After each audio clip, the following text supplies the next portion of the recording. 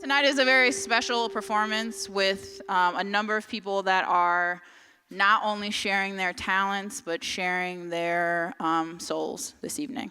So please be mindful of that as they do so. With that, I'm going to introduce our host. If you have not yet met our host, you should. She's a very kind, compassionate, caring, thoughtful, very hardworking person. She's an award-winning author and poet. And I've been very fortunate to work with her a lot this year, and I'm very grateful. She also recently released an album with her partner, DNA Picasso. It's called LAWLESS, a love story. If you haven't heard it, you should go listen. But I do want to welcome to the stage our host for the evening, our curator, and one of our performers, Dominique Christina.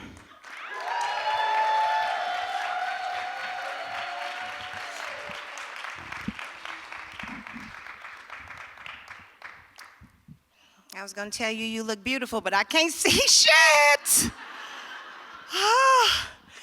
Thank you so much for being here.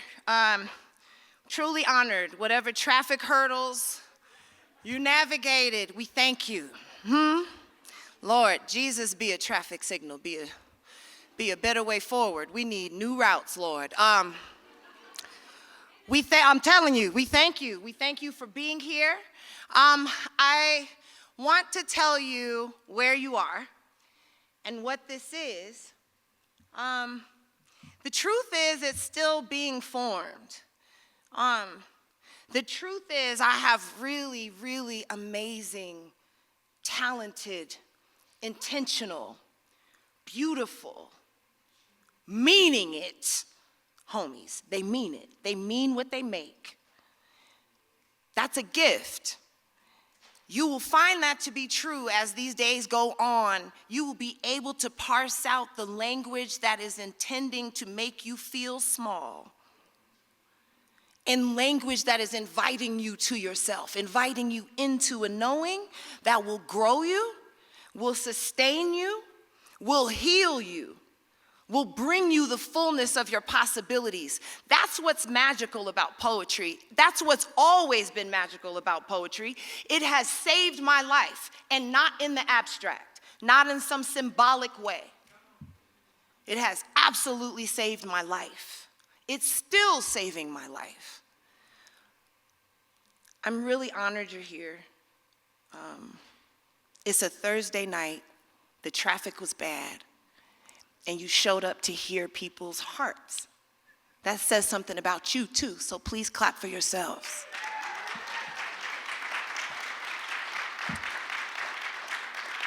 So we're gonna get started.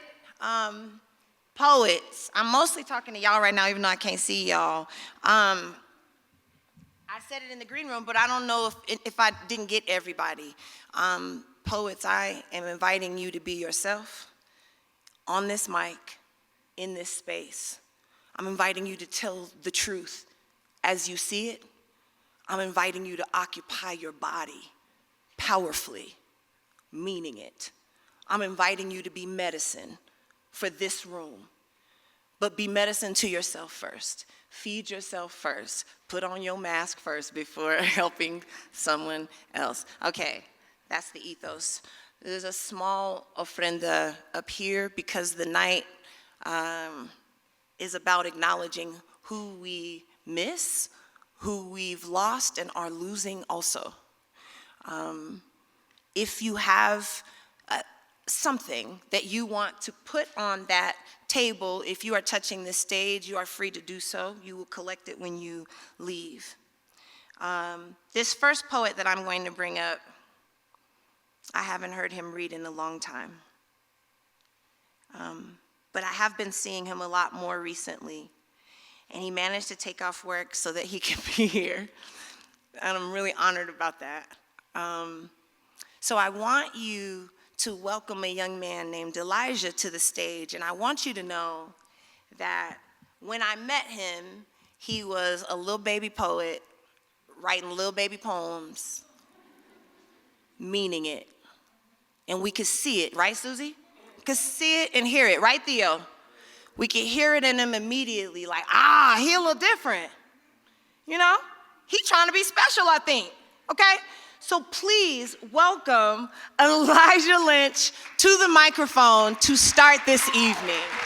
Clap, clap, clap for the poet.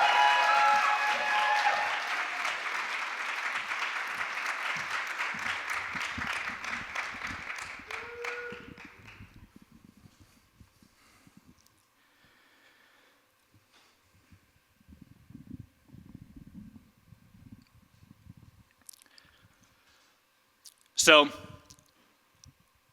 I watched my homie go from spitting from the heart and killing it to sipping liquor, living in the park. His first sip of it was bitter as the winter in the dark, but it hit him like a pistol whip. It split his lips apart. Now, him and his affiliates are shivering. They march through the city, sifting litter for a cigarette to spark. This is no coincidence. Victims are a part of a system that's insidious, kindling a spark to a flame. He's indigenous to living in its mark. Now, ordinary citizens who witness this embark on a minute's quick decision, while the chivalrous will start throwing nickels. The pitiless toss hideous remarks, but with cognitive dissonance, the difference isn't stark, saying, what is this America if it isn't ours? The other day, I saw his bars whittled in the bark of a tree, feeling reminiscent, stricken with the sharp sense of missing being kids again. But it's been a minute since we were little, and in a sense, innocence was ours. See, the nature of the threat ain't as blatant as a razor to your neck, but dots are major in the ways that they connect, like, there really isn't much limit in us, except for living to the rhythm of a limited bus, and the filterless fluidic liquids filling the cup, and the empty half when if it isn't enough, and the images that television's given to us of what an innocent civilian and criminal does, who's a citizen, which wrists are fitted for cuffs, and the pennies stacked diligently, buildings encrusted with gold domes and glass ceilings, and the lingering touch of the fingertips that keep the disc spinning as such, picking what the stylus skips, what isn't discussed, who sleeps with the fishes, who sits with the ducks, and for whom specifically the liberty was. Like, if you're lucky and willing, you'll make a killing with us, and learn that when you get it all, it still isn't enough. Politics and corrupt become synonyms, but free markets need targets when the pistols erupt. So systems live within the minute quick decisions that thrust us between living it up and giving a fuck. Try picking in the midst of its adrenaline rush. See, it's never been as simple as them against us, because clock punchers got time, got numbers, got grind, got hunger, got mind. Not gonna not shine, not gonna not climb to the top, not gonna not clock in, not gonna got guns, I got mine, brought nines, I brought Glocks, not gonna not cock it, I got it on lock, not gonna admit I'm honestly stuck, got fucked up, gonna need lottery luck.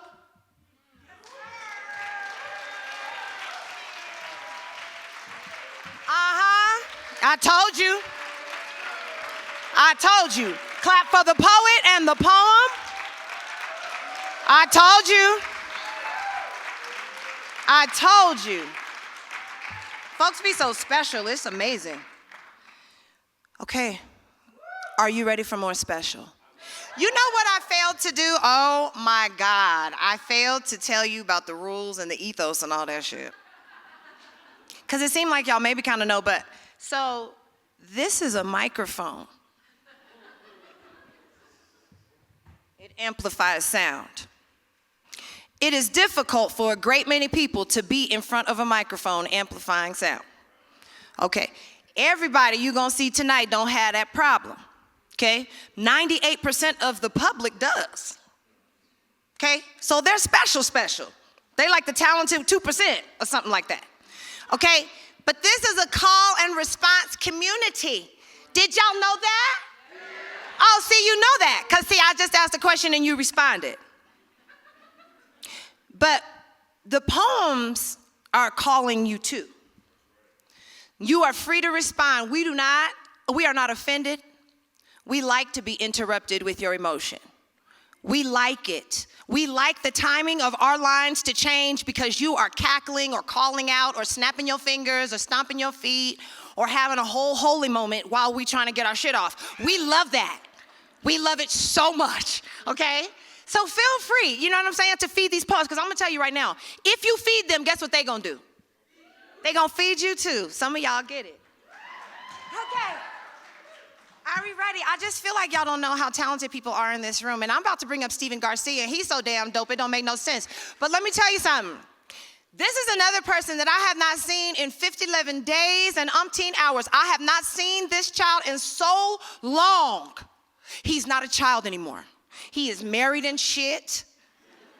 Coming in here looking like a supermodel.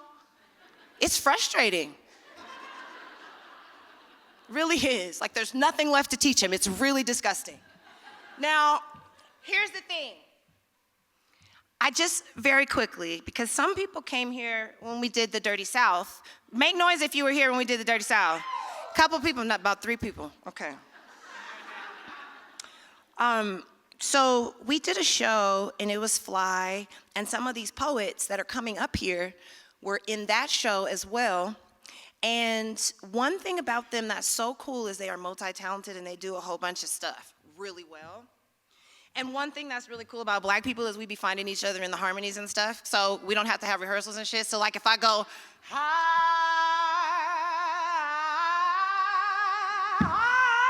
no, I've been changed. You see how they do that? They know how to do it. Wait. Or if I go like,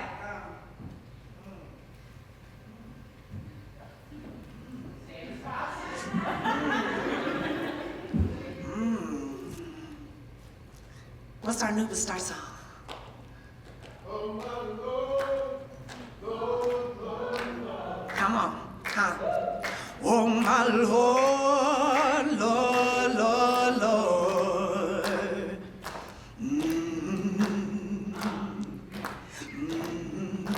This is how we used to get into poems. Slam Nuba. And we do. And we do. Please welcome to the microphone, the amazing, the incomparable. I cannot believe what is about to happen. Please welcome to the microphone, Steven motherfucking Garcia.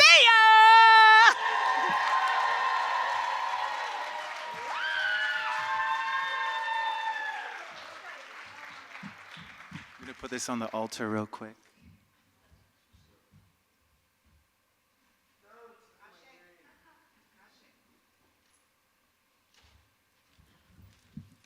Oh my God, how's everybody doing? I said, how the fuck are y'all doing? That's a little better. No bedtime. Oh my God, I'm really happy to be here with you guys. Thanks, Tom, for fucking thinking of me. I haven't done this in so long. God damn, it really is bright up here. But I got 2 poems I'm gonna do for you. Yeah, so let's just jump right into them. Cool. This one is called St. Colfax.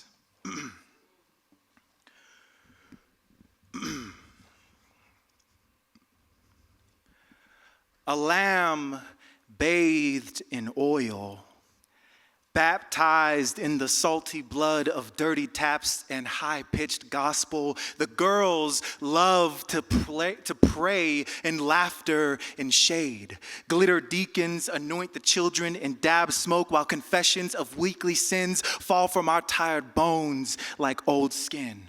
Flimsy wrist, coil disco light into tempting snake and share the apple between them. The dance floor opens wide, licks her fingers clean of every curve, every twist and bending spine. Come closer, she whispers, grind on thy neighbor, and we do all night long.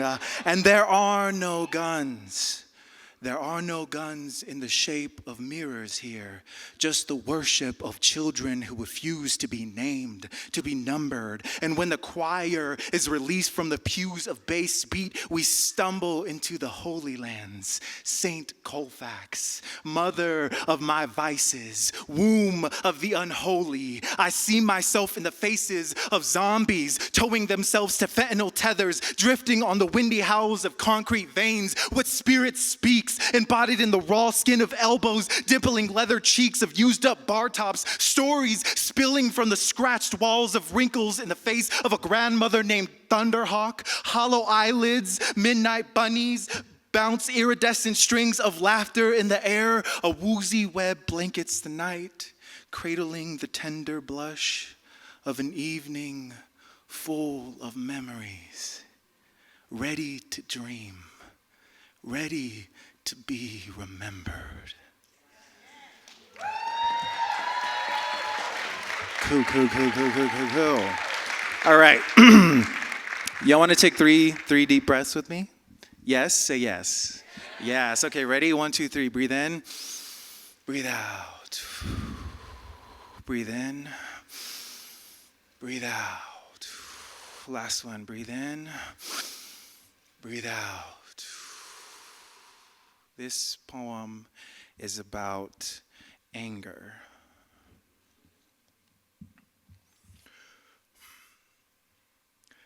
Every year, our tongues dance in pesticide tsunamis, and our bodies and memories become insect wings degrading under a burning sun. And yet, we stand in line like teeth in the mouth of a grinning shark waiting to buy apples for $5.99 because apparently that's the zeitgeist. My niece started preschool this year, and Aries, with a set of diamond horns and a chariot of light-up sneakers, her teacher asked we never dress her in those shoes again. When hiding from the barrel of an American wolf, they'll leave her a glowing hair in the darkness of a hungry sky. In a classroom discussion post, I called Donald Trump ignorant.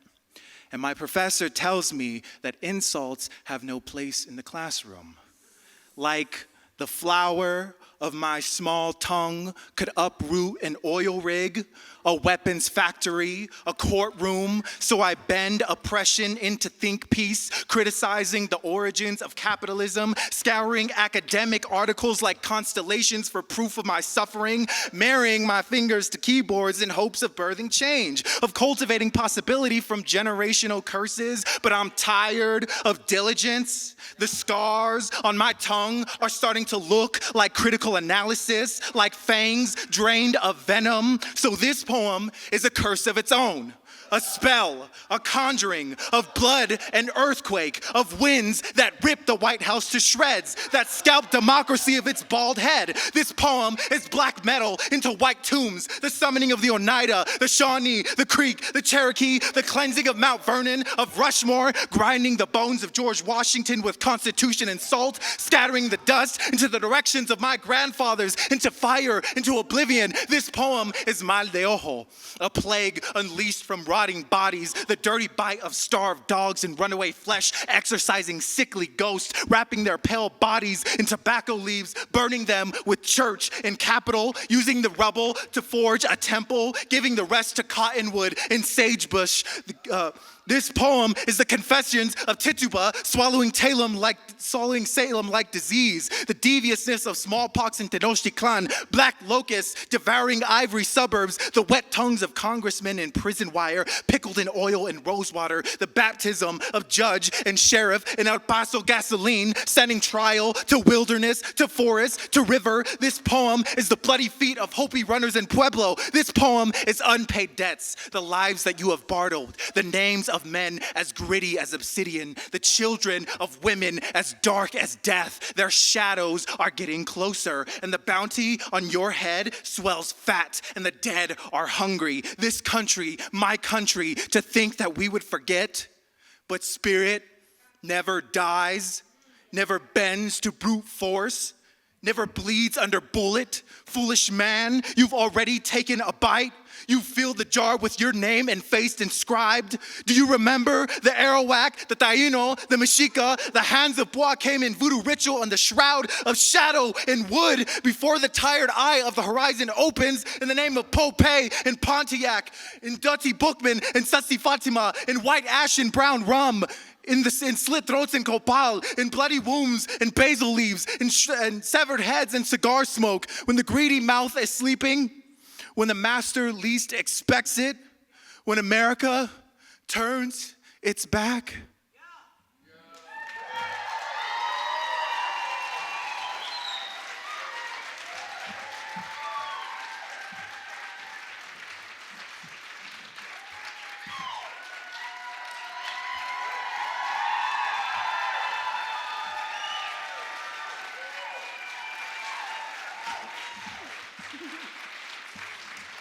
I told y'all.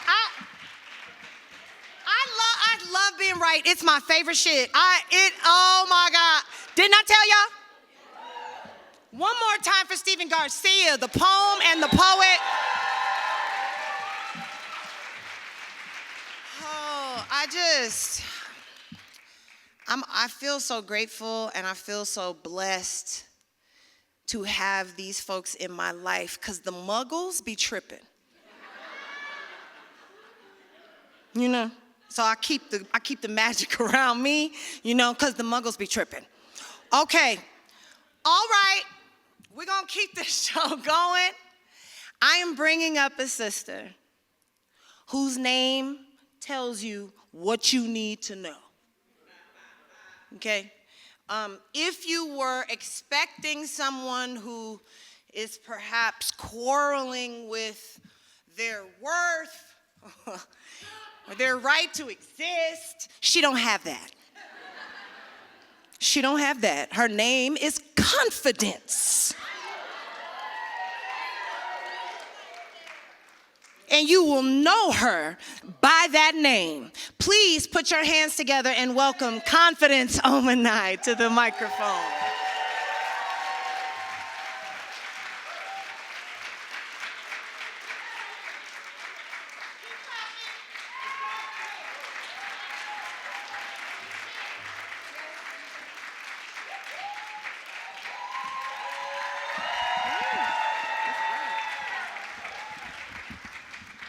How y'all doing? That's cute. Stop lying. So, for those of you that don't know, I am an end-of-life doula, among other things. And I just came here on the heels of facilitating an end-of-life ceremony for an entire organization. I bring that up because everything I do is death work, believe it or not. These poems are death work. I specialize in resurrection. That is not a cute line. You do not know how many times I have had to pick up the pieces of myself with a poem. I had a plan, and then I wrote a poem in the car. So that's what we're doing.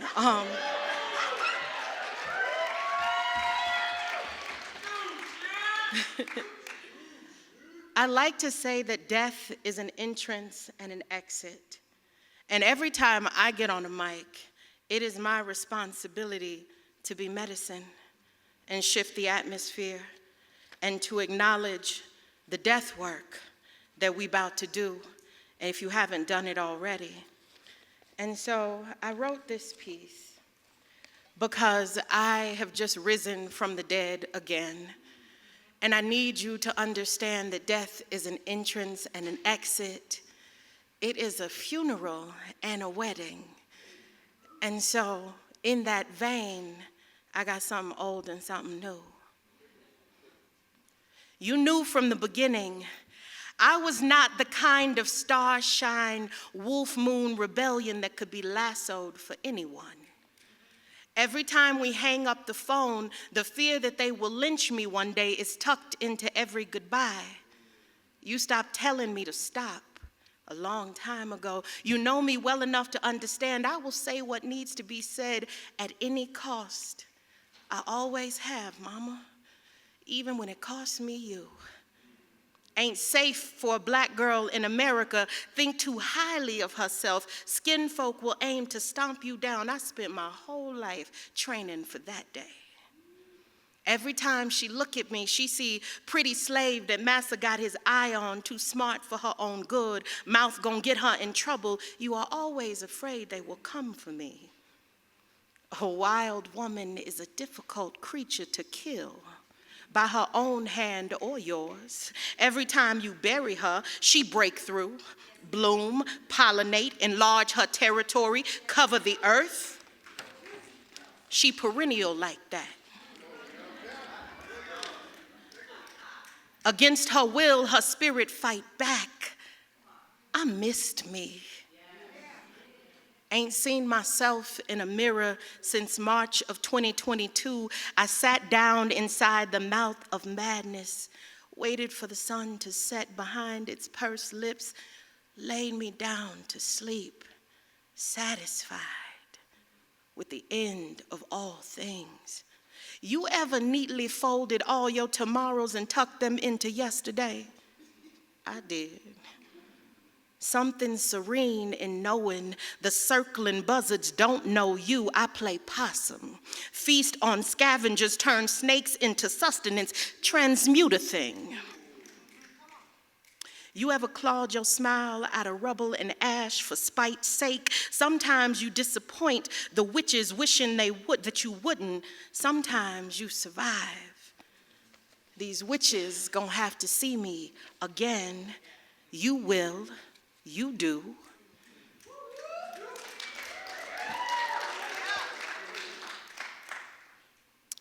I understand where we sit as a country, and I am unbothered.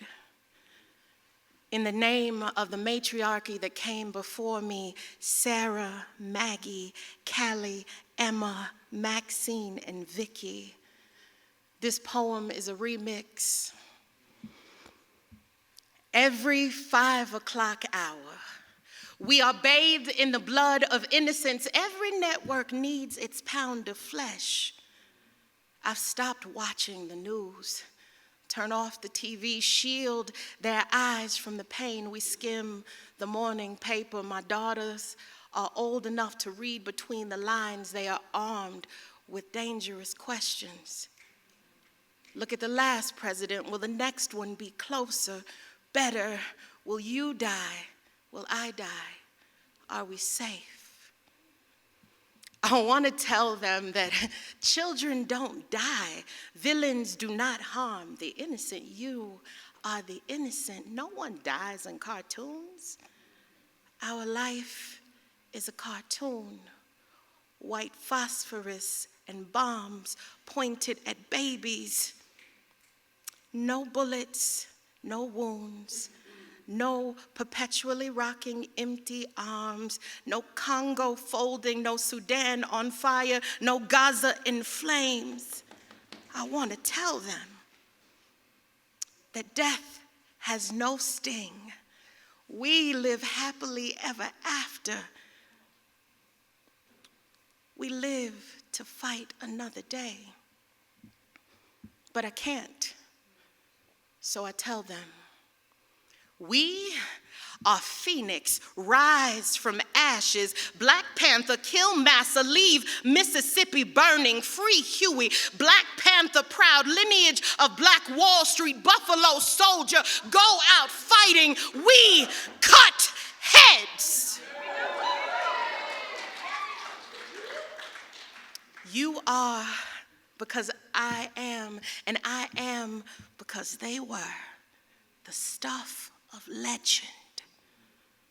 Our ancestors built this nation. Do not fear it. Mother does not fear child. I gave birth to you, could take you out if I had to. We gave birth to this. We'll take it out if we have to. Rest easy, daughters, when they come for us. Your mama will always be ready.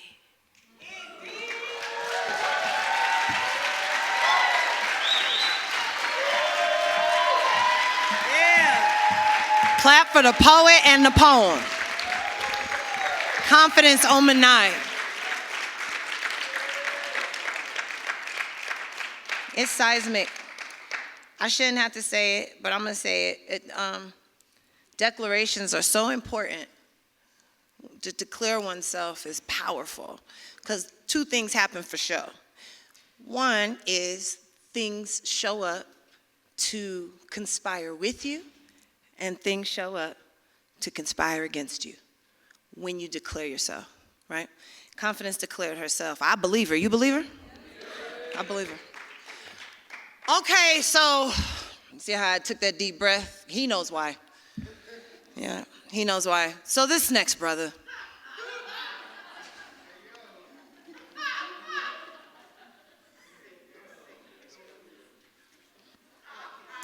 Well, I've known him since he was 16.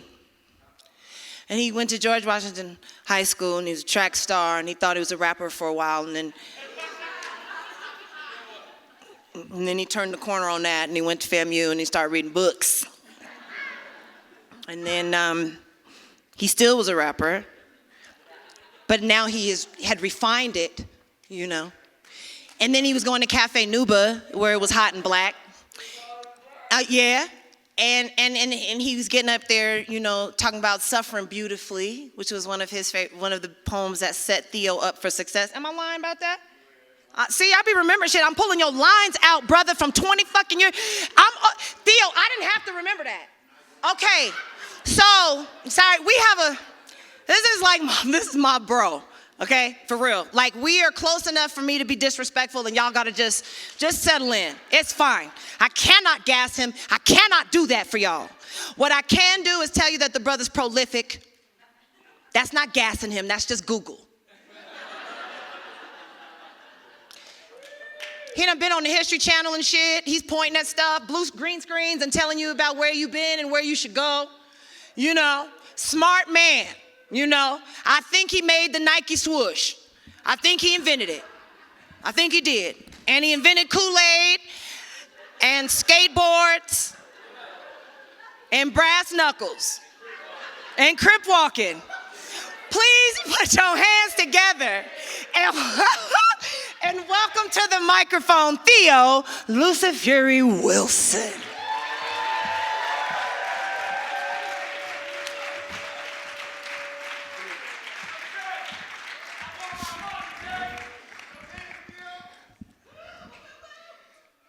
I feel like doing the Denzel, so that's what you gonna do me like right now? That's what you talking about, huh? Ha ha ha ha, my nigga.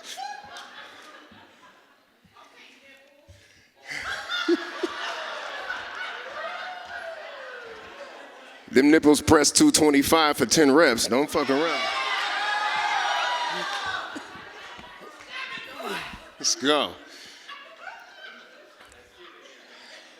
This poem is called POV. POV is dedicated to the motherfuckers who want black folks to sit quiet and get erased because they don't like critical race theory. And the hole they fell from.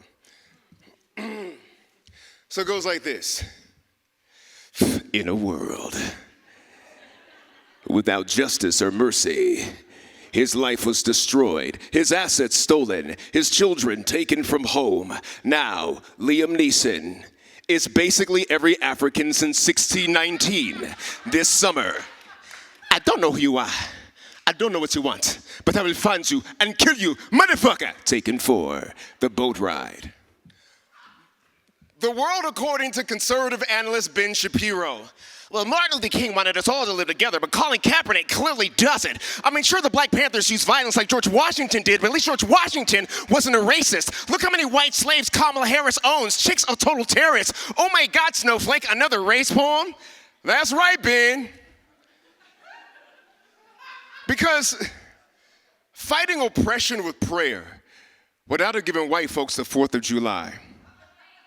Because like all races, yes, blacks are more likely to be killed by each other. This fact somehow deafens the world to our cries.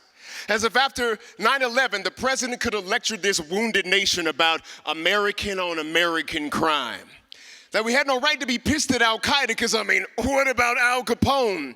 If Bush even suggested turning the other cheek to bin Laden, a Christian's bullet would have clipped his ass before he left that microphone.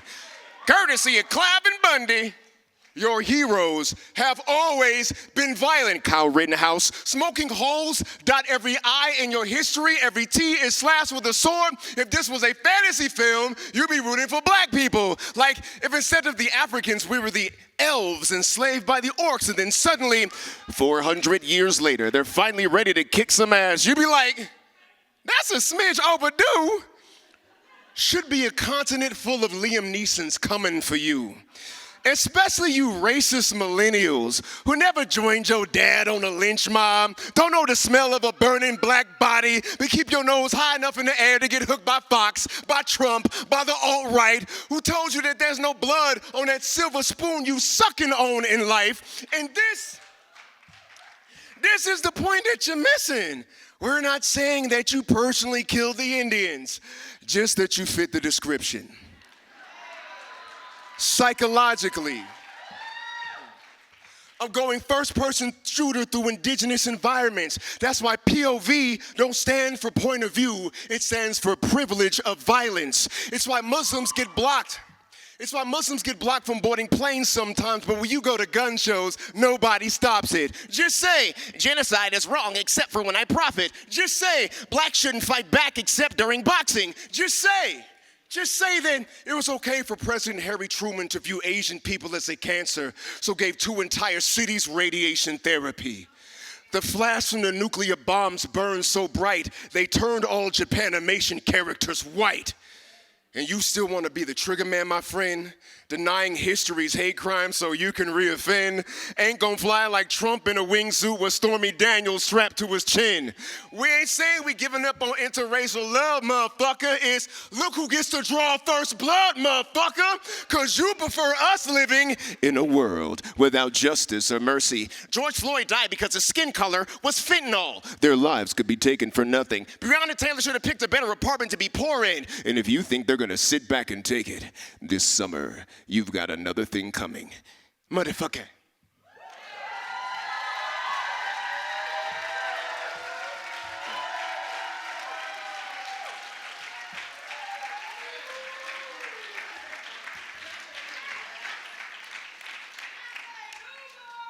It's hot and it's black.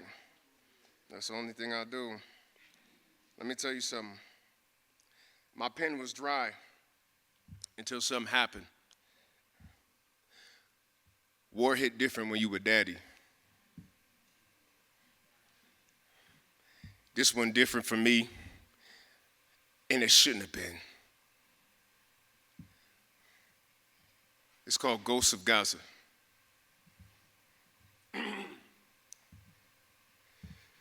They've broken life. They've ran their sword through the womb and laughed as the unborn time. Profit from strife. They've put a price on the tomb and charged us every tear we cry. No sense of good. They burned the heavens if they could and leave a scab across the sky, the angels slipping through. Oh, forgive them, Heavenly Father, for they know not what they do. Lord, have mercy. For all the souls who died for their lives, sing for the children, their laughter holy, sing for the love unspoken.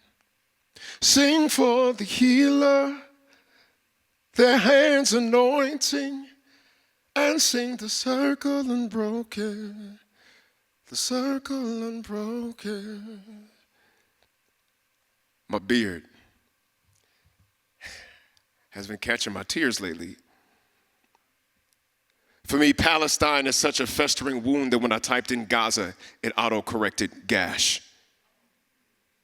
The night before Israel began bombing, I held my daughter like a hymnal and launched a barrage of prayers, hoping to form an iron dome in heaven, just so Gazan children could sleep safe as Wakanda for one night. You see, she doesn't know what's coming and doesn't know how unfair it is that she doesn't have to.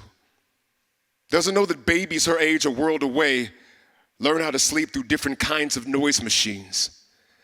Learn that sirens warn of fires that are about to target a home, and when the jets come, the fire trucks never do. See, we live by an Air Force base, and the takeoffs interrupt her nap time. The F-18 scream thunder from clear blue skies, rattling windows, causing car alarms to wail like infants. These metal dragons breathe American-made flames just to keep my little princess on top of this global Game of Thrones. Because daddy's taxes paid them to rain fire on foreign homes, castles full of children whose only sin was being born flammable, who sleep in cribs with bars that hold them in place for advanced targeting systems, bars that mimic prisons that teach babies how to be comfortably occupied under the boot heel of a people who themselves survived a crushing, who sang never again until the world became the chorus line, drowning out the hymns of those trapped beneath the orchestra. But on October 7th, Hamas broke the silencer off their songs and at a music festival conducted a symphony of slaughter, ripped open a scab shaped like the Holocaust and rubbed revenge into the wounds just so Israel remembers how it feels to fester. 1,200 souls would never sing again. Netanyahu would tally the bodies and even the score with monstrous math.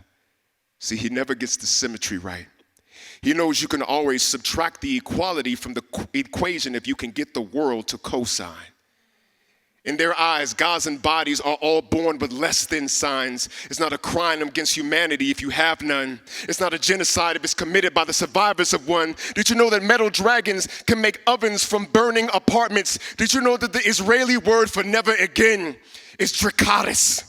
It means to incinerate the innocent while the world looks away with flame retardant wrapped around their hearts. It means to dismember bodies with a button until we can no longer count the hugs in a pile of severed arms. It means maternity wards and morgues decorate different sides of the same crater where the hospital was just 30 seconds ago. It means that the people who taught the world to sing never again somehow forgot that it wasn't just for them. Being born in Palestine, it's like being born in outer space. No one can hear you scream. The silence steals your breath like the blast wave of a bomb in the mosque that your family sheltered in. And I shelter my daughter with these arms, weeping, imagining the terror, knowing that my decision to live and die without fear is a choice that I made as a man. These children were robbed of that chance. They only knew that their relatives died for a lie and knew that they were afraid before they even knew that they died. The ghosts walked the rubble of Gaza, searching for mommy or the love we should have showed them all along, mistaking the light that leads them home for the flash from the next bomb, instead only finding the ghosts of children from Congo, Tigray, Sudan, Yemen, wrapped in bodies born with less than signs in the Western power equation. This war machine has always run on the blood of someone's indigenous. The beast that the Lakota faced in its infancy, these folks now face in its maturity, and we have never got the symmetry right. If we did, we'd have subtracted our bloodlust before trying to make millions of Arab bodies add up to 9/11. Who do you think tutored Netanyahu in numbers? Is it all adding up to you now? How many 9/11s have we airdropped for democracy? How many tax dollars can be tallied in their bones? How many Gazan dads holding their daughters with tears in their beards don't know that they are now ghosts in the rubble of their own homes because their prayers for safety were intercepted by our drones? Well, I pray that it is true that the dead can feel through the living. So when I tuck her in at night, she's not alone. Because ghosts of Gazan children through her body sleep safe for one night and found the light through a love in our home. Her invisible playmates from the other side of the equation, arms intact, hands symmetrical and whole. May they return to a world where no one is born less than, because we've balanced the bloodlust in our souls. Harmonious humans in a symphony of sanity around the globe. Children dreaming, no dragons, just hymnals for homes.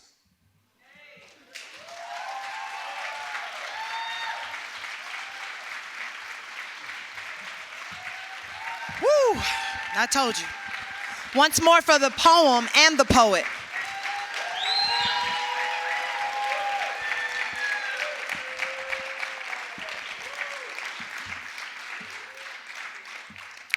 I don't know. Me and my friends have an annoying habit of wanting the world to be better. It's crazy. We just really do. We want everyone to be better. We want everyone to be safe, seen.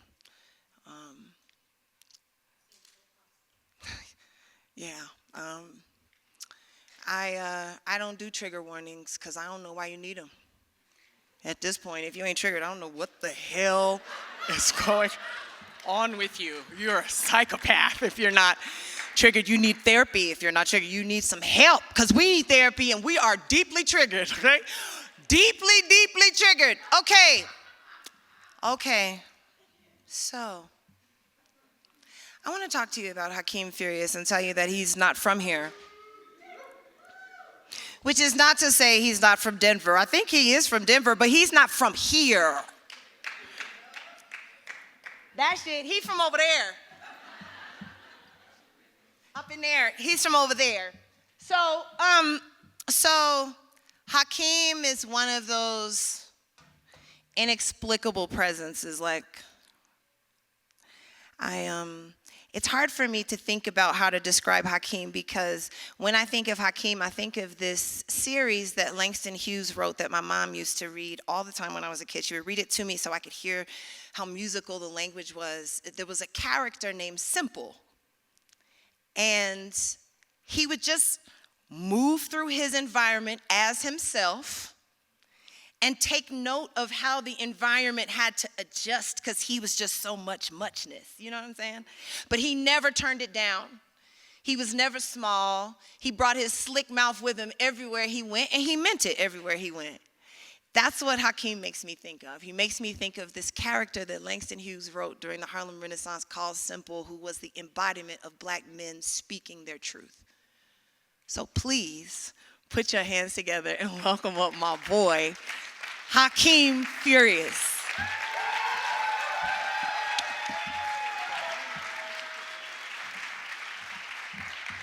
MCA, how we feeling? Make some noise if you having a good time. They were not lying. You can't see a shit up here. Goddamn. I'm really happy to be here. I knew, number one, to share the stage with all these poets that I've looked up to for the past, since I've gotten here, and been able to study up close. You don't know, but you are witnessing some of the best poets in the country right now. And I done seen a lot of them, and they don't hit like this. I knew it was going to be a great night tonight because I was driving here and I saw a white woman getting arrested.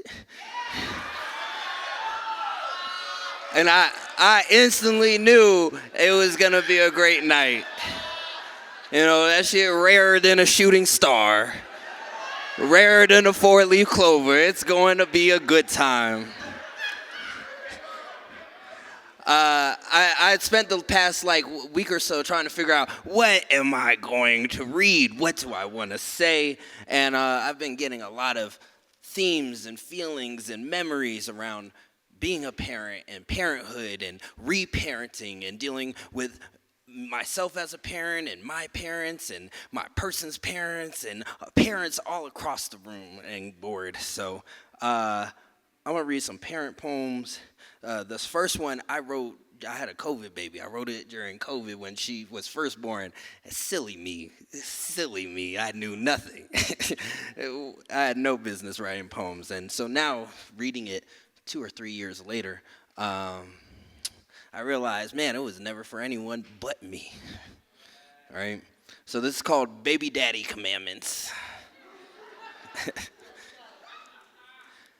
Number 1. My daughter teaches me the same thing new every day, that I don't know shit. Don't get me wrong, I know about shit like or on the back of my hand. 2, clean that shit up. Your act, the dishes, the house, the baby. 3, talk to your seat every day. Even on the good days, especially on the bad days, even when they can't speak back or you don't have shit to say. 4, honor thy child by honoring thy mother. The bed y'all unmade has bonded you beyond extinction. You are a family and there is no denial that will change that. 5, postpartum depression can last up to 5 years or longer. In order for something to be born, something had to die inside you both. Neither of you are the person you used to be, for better or worse. 6, you will argue and you will never win. At a certain point, pointing fingers and trying to prove a point doesn't put any points on the board. Everybody loses when you try to even the score. 7, say less. You'll pay less. 8, sleep is more important than money.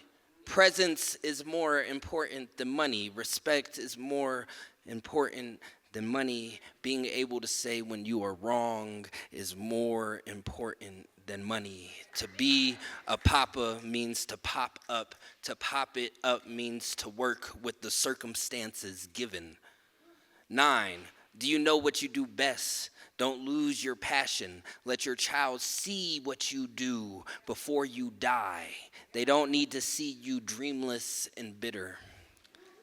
Final commandment, my daughter teaches me the same thing new every day about myself and my father, that I don't know shit. And he didn't either.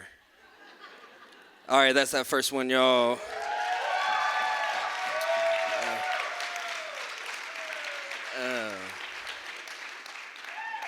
So because I had a COVID baby, we were in the house, you know. Actually, funny story, my daughter was born on January 6, 2021, the day of insurrection.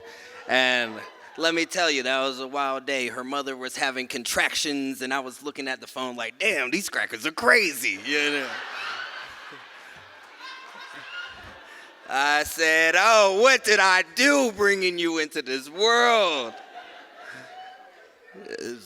You got it rough, baby. You got it rough. Rough day to start. Day one, kind of hard.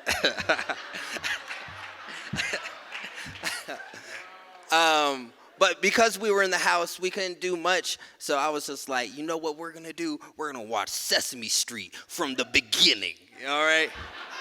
27 seasons, 27 episodes a season. We're going to do it. And we didn't make it all the way through. That was a lot.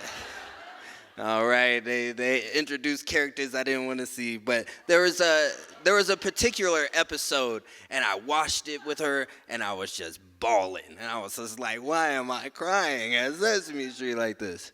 So it's called Mr. Hooper Dies on Sesame Street.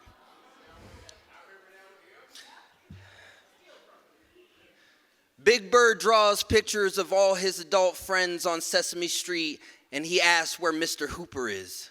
And all the adults fall silent, glance at each other, and wonder who has to pluck the feathers out of a good time. And they tell him, Mr. Hooper is dead. And Big Bird replies, well, I'll just wait for him to come back. And the air is silent again. Tensely they say, he's not coming back.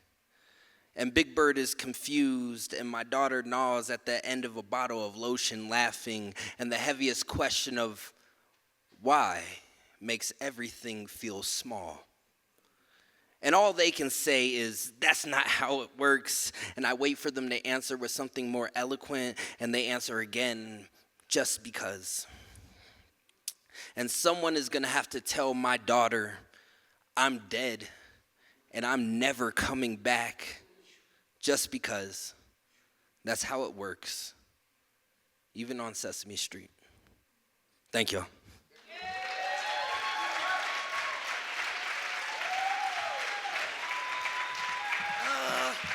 I love him. Clap it up for Hakeem Furious, the poet, and the poems.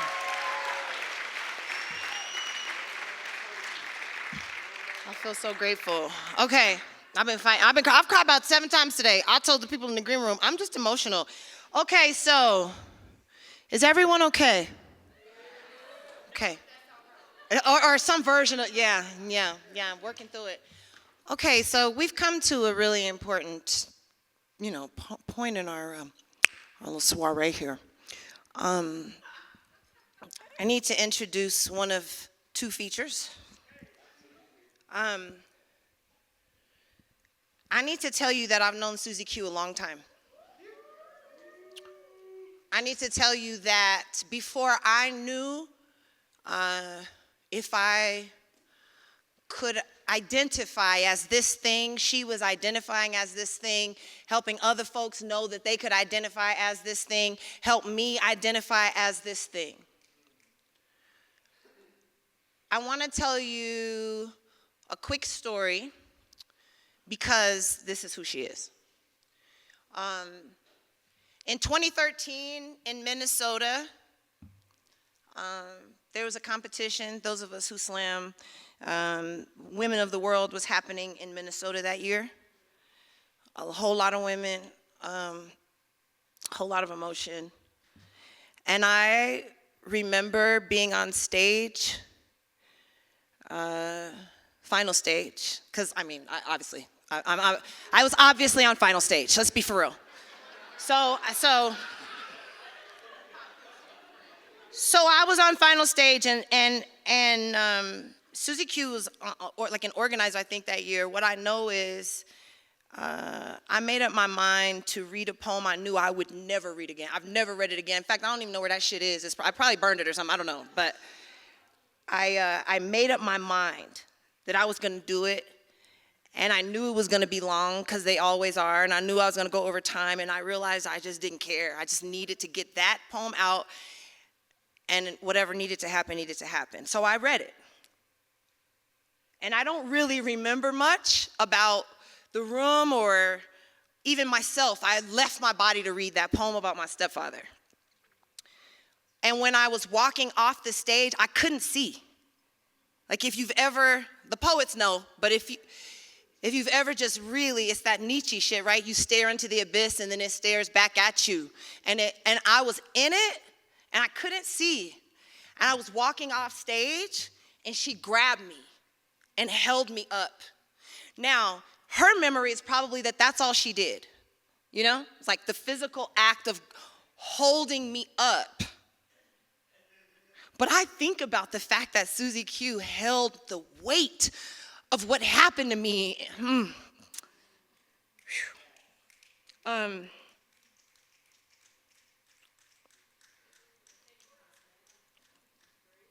It's just important that you know that Suzi Q is composed of such that she can hold some real weight and do so lovingly and hold you accountable to your healing. And she doesn't know she did that for me. So that's how you need to meet her, is knowing that that's the work and the weight that she offers this community. Please put your hands together for your first feature, Suzi Q Smith.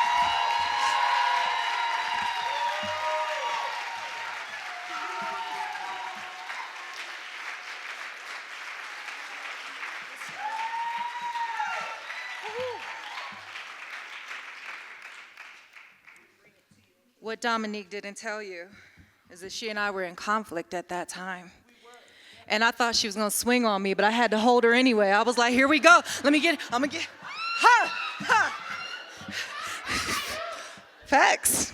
But she didn't swing on me though. We just hugged and cried it out like grown-ups. And we've been great ever since, look. Everybody got something to cry it out sometimes. Cry it out, cry it out. We need each other. We need each other. Fuck a conflict. It was never that deep. But we're out here in this world. My name is Suzi Q Smith. I'm gonna read you some poems. I'm gonna read a series of poems. I'm gonna try and read them fast, so I'm not gonna pause between them if that's all right. We're just gonna keep on rolling, because I wanna say a lot of things. I'm gonna start with this, Maybe it's for nothing and I'm wasting my breath. Maybe all that's left to do is drown in distress. Maybe they just trying to make us ready for death. Maybe all this talking is just adding to stress. But if it's all an echo chamber, tell me, why are they mad? If our movement wasn't moving them, then why are they mad? If the words ain't weapons, tell me, why are they mad? If our movement wasn't moving them, then why are they mad? Got that white sage, got that incense, got my aura healthy and my chakras balanced, got my ancestors with me. Sometimes they like to fight.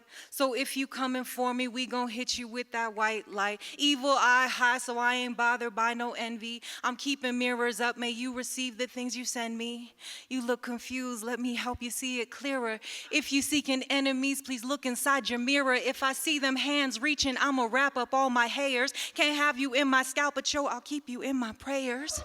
My body holy, solely flesh made out of heaven, making stardust into matter, shatter all your played out weapons. Best forget them, focus on your resurrection. It's wild what people do just to run from their reflections. I transform, I am divine energy. What's mine is mine is mine is mine, can never take it from me. Maybe it's for nothing and I'm wasting my breath. Maybe all that's left to do is drown in distress. Maybe they just trying to make us ready for death. Maybe all this talking is just adding to stress. But if it's all an echo chamber, tell me why are they mad? If our movement wasn't moving them, then why are they mad? If the words ain't weapons, tell me why are they mad? If our movement wasn't moving them, then why are they mad? Probably talking to myself. Please excuse the chatter. Probably talking to the sky.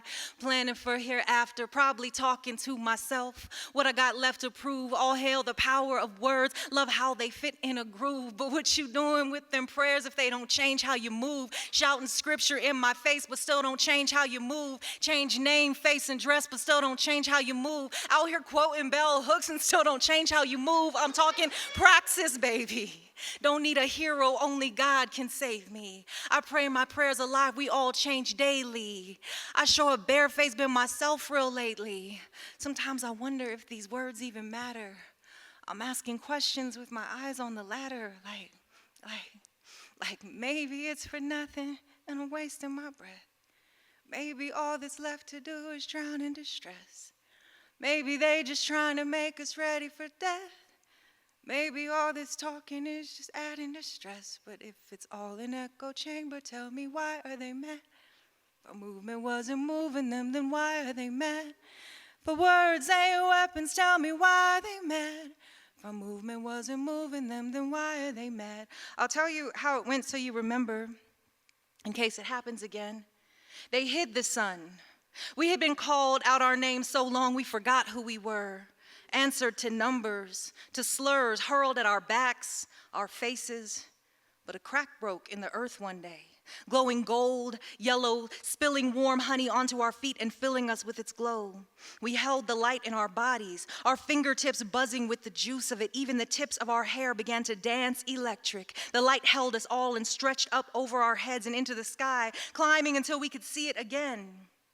And we found our voices, buried in forgotten chests and shoulders, in bellies and throats, even in our hips. And we shouted, we stomped, we sang and began to remember ourselves, our names, our language, our magic. We climbed up into the light, surrendered to its glisten until we were floating mid-air, and we could see everything then. We could see it all. Maybe it's for nothing and I'm wasting my breath. After election night, we went to the club, and there was nothing left to do but dance with our skin out, press against stronger bodies, drink in desperate smiles, questions of handsome strangers, stroke the soft beard of a man you know a little, and when the DJ plays "Fuck Donald Trump," the whole club explodes. We know we are on fire and burning. We dance until we are ashes. Maybe it's for nothing, and I'm wasting my breath. The found women after Lucille Clifton. I know their names. Beloved and tender, these women I walk with, we gather each other bustling, bountiful skirt bottoms held together in fists, bounding upstairs, blistering with laughter, jauntily, I know their names. Our soft arms swinging and crooked, hooked into each other's elbows, sweating, swapping stories. I have joined the tables of women who labor, who suck and chew the marrow, who laugh and joke into our beer, who rowdy howl in alleyways and gardens. We gang, we team, we laid proper now, found and finding ourselves. We grow thicker every day. I know their names. Sticky, thunderous, chorus each other's days, make our tables round with bounty, sweep ghosts out of doors, grease scalps, bring stew, make medicine, raise babies, gather ourselves and each other. I know our names. We salve salvation delicious. We ripe, round, juicy, bursting joy. We sharp arrows, straight aim. We women, we sistren, we laugh, we love ourselves and you. We found and finding each other. We still got plenty of room. If it's all an echo chamber, tell me why are they mad? On Sunday, everyone in America dreams the same dream after Matthias Svelina. A bullet screaming to a thud. It does not kill us. It falls at our feet, pleading, saying our names, saying please. We think Bullet is hungry. We don't know what to feed it except flesh. What else do they eat? We wonder and consider letting Bullet starve. It's so small, we notice, quaking like a lost child. Maybe we can water it, we think, but there is already so much rust. We want to send Bullet away back to where it came from, but it returns faster each time, and we know plenty about speed, so we sit with Bullet instead and sigh. Please, Bullet says again, eyes large enough to be adorable. Fine, we answer, scooping dirt in our hands, digging its new home in the cool black earth. Will it grow? With teeth this time. If the wind comes, will the seeds spread? Will it grow into something we make wishes on? Will it grin? Will it still remember our names? Maybe it's for nothing and I'm wasting my breath. We were all just here.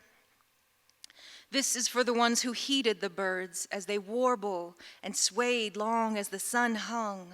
This is for the ones who wandered, pointer finger worming into the soil to know the earth. For the ones who drank nectar from the air as the lilacs warm and open. The ones who laid on the soft grass and read the clouds overhead. Ones who watered the seeds and waited patiently for color. Who needed color. Who wrapped themselves in oranges and fuchsias, held a turquoise close to the heart and were transformed by heat. This is for Kaylee, Jamal, Ray Ray, Sweating Out Perms, Gove, Aunt D, Cafe Nuba, Uncle Raymond, Elijah, Crossroads, Maddie, Buffalo Fish, Kelly, Auntie Viv, Pierre's, M&D's, cousins, play cousins, Sister Tammy, Jackie, Marcus, Blackberry, Bennett, Aunt Phyllis, Pastor, Uncle Greg, 5 Points, Little Greg, Sister Freddie, Tariq, Hair Grease, Uncle Kenny, Hunter's Beauty, Park Hill, Dr. Martha, the Casbah, Angie, Reese, Barry, Nana, us, to whom I must say, I planted the wildflower seeds from your funeral in the large wooden planter out front. Butterfly Garden, the label says. They haven't broken through the soil yet, but I have faith. This is an incomplete list that I will add to forever. This is an incomplete list that I will add to forever. This is an incomplete list that I will add to forever. I want to scatter seeds everywhere I go. No, not scatter, pour, throw, scream them into the soil like a story I want everyone to remember. I want everyone who looks at a flower to love you. Maybe it's for nothing and I'm wasting my breath. You are who I love for Denver after Ataselisker Mai. You selling unlicensed sports merch on Federal, on Colfax, because the franchises got plenty and you are making your own way. You singing to yourself in the parking lot, checking your baby hair in a car's side mirror. You reading on the open mic. You roasting green chiles on the side of the road and selling the bundles. You pouring another cup of coffee. You selling carnations, pink and red, on Colorado Boulevard. You cussing in Greek, which means with your hands. You keeping track of your children and grocery math as you walk the aisles. You speaking to the magpies. You quietly making a new friend. You kissing at the park. You in the dress and combat boots. You with the eyebrow, lip, cheek piercing. You with the courage to pray. You whose body is a canvas full of stories. You at the bus stop tapping your foot and trying not to look afraid. You fighting with the landlord who won't return your calls. You predicting the snow by the smell of manure hovering. You in love with every sunset. You frowning at the brown cloud over the skyline. You watching and wondering at the edge of the Platte River. You planting trees and organizing your neighbors for cleaner air, which you deserve. You who remember and tell the stories. You trudging out into the snow with delight or determination. You planting flowers and volunteering at the food bank. You placing the garment gently back on the hanger at the thrift shop and tucking it into the rack tenderly as if it was precious to someone once, as if it will be again. You with rough hands from work and holding. You with a car parked on your lawn. You on the sidewalk, craning your neck up at the skyscrapers, looking for a patch of sky, wondering what is coming next.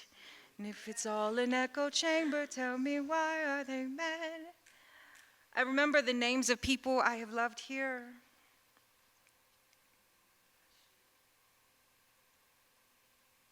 This is an incomplete list that I will add to forever. Do you remember that paper, like memory, is finite? I can feel myself forgetting with every "it's not really sketchy over here anymore." And more people look back at me like I'm a stranger, like I'm lost, because I'm still looking for places they never met, yelling names they never heard. And who cares about history when we all grease ourselves with dinosaur bones? But I still want to honor the story, raise landmarks to the loves that have happened here, the songs that poured from our guts and the heaving shoulders we lost with, the prayers said out loud in each other's arms, and the ones spoken only in the dark, only to God, only to a future we hope remembers we were here and loved each other well. Maybe it's for nothing and I'm wasting my breath. The world ends and ends.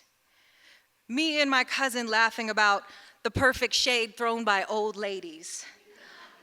I like how you had your hair yesterday. That dress don't leave much to the imagination.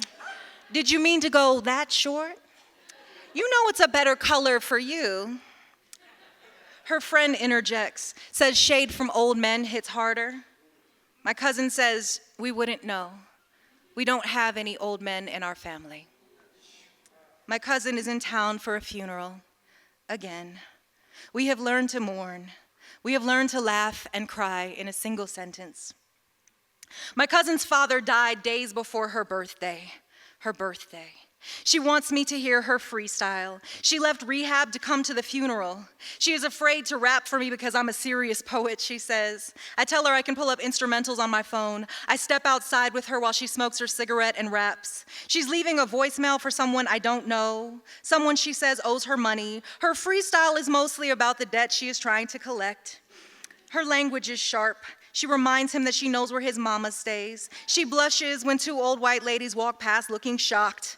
We look at each other and laugh like when we were little girls. She finds her rhythm again. Over there, she is pointing, is where my granny got her first DUI. And over there, she is pointing again, is where I got my first DUI, her birthday. Her daddy just died.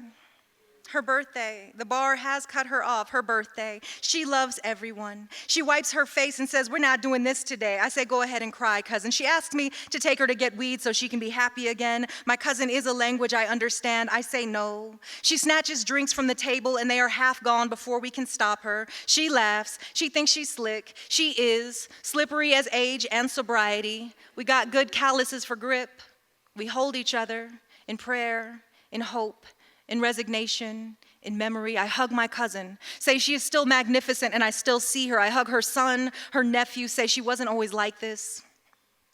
Me and my cousins stayed up late in my auntie's basement, practicing our dance routines. Summer, the choreographer, Tammy, the ballerina, me and Ray Ray, the youngest, mostly doing what they said, but put our own spin on the snake, shaking our shapeless hips, pinched our nostrils together and sucked them in while we did the Cabbage Patch, took turns dancing in the circle, shouting, go, go, go, until it was, go, Suzi, go, Suzi, go, go, go, Suzi. And I would get shy and say I didn't want to dance no more. And sometimes we could hear the grown folks yelling at each other upstairs, but we could turn the music up and keep dancing, playing Janet Jackson until the tape warped, playing Whitney Houston until the tape warped, until somebody yelled for us to shut up and go to bed and don't make me come down these stairs. We laugh and cry in a single sentence. We lose and find our rhythm in a single bar. We live while the world ends and ends and ends. Maybe it's for nothing and I'm wasting my breath. Maybe all that's left to do is drown in distress.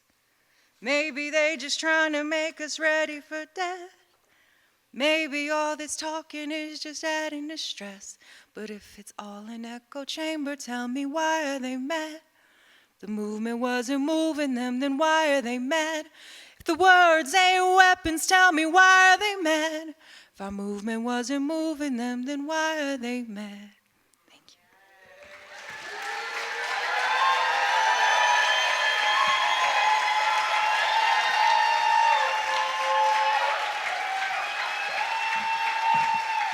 Keep that going. One more time for Suzi.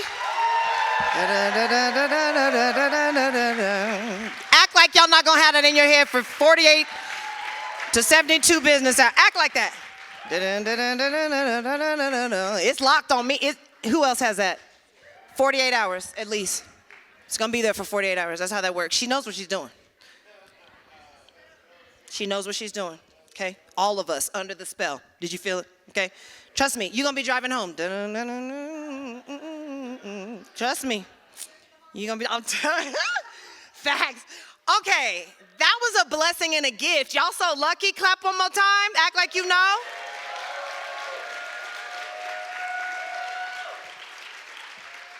Oh, Lord, let me get right. Let me get you ready for, okay, just a minute. So, here's what you need to know about the heifer that's coming. Let me sit down to tell you. She's a witch for real. She's rather terrifying until you get to know her, and then she's very, very terrifying.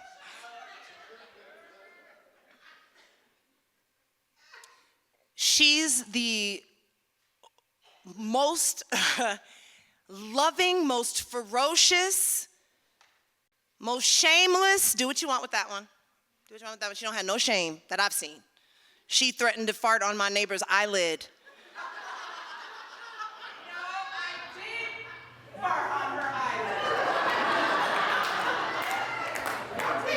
Don't ruin my intro. Be quiet. You're not even supposed to be talking. They ain't even supposed to be hearing you. This is your intro. They're not supposed to hear you yet. Okay. You look like it's your intro. Shut your ass up. Okay. We love each other very much. And we're very close. She's sweet and loving.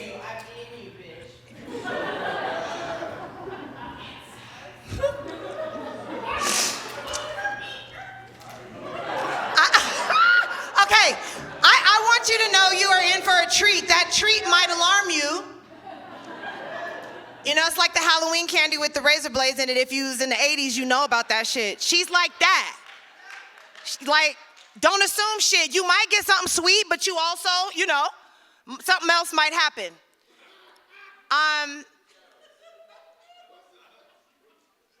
It's hard to introduce Rachel. What do you say?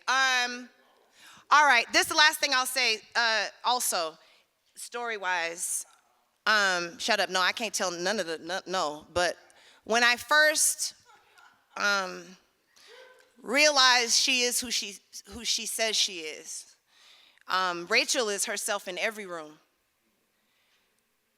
She models that. I have grown seeing that. It has been an armor for me. Being her sister has been an armor for me. She is another person who already knew she was a poet when I was still trying to figure that out. When a person named Ayende Russell, some of you know him, when Ayende Russell was trying to convince me to slam, I was unconvinced. And then he sent me one of her poems. And I was like, oh, we might have something. We might could conjure in this craft. Put your hands together, please, for my sister, Rachel McKibbens, your second feature.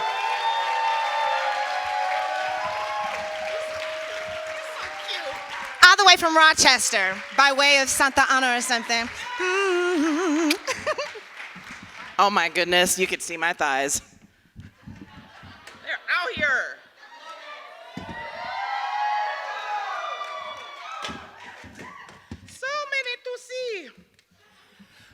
I was a gymnast. I don't think many people know that I trained for the '92 Olympics. Yes, you do. But what that means is, and it was funny because I was the only person, little Rachel Camacho might be the first Mexican American on an Olympic gymnastics team, right? I trained with Kathy Rigby, who was the first American medalist. She won the silver. I would have won a gold. But now I think of it, because I'm like, imagine like a little chola out there doing a motherfucking triple. What?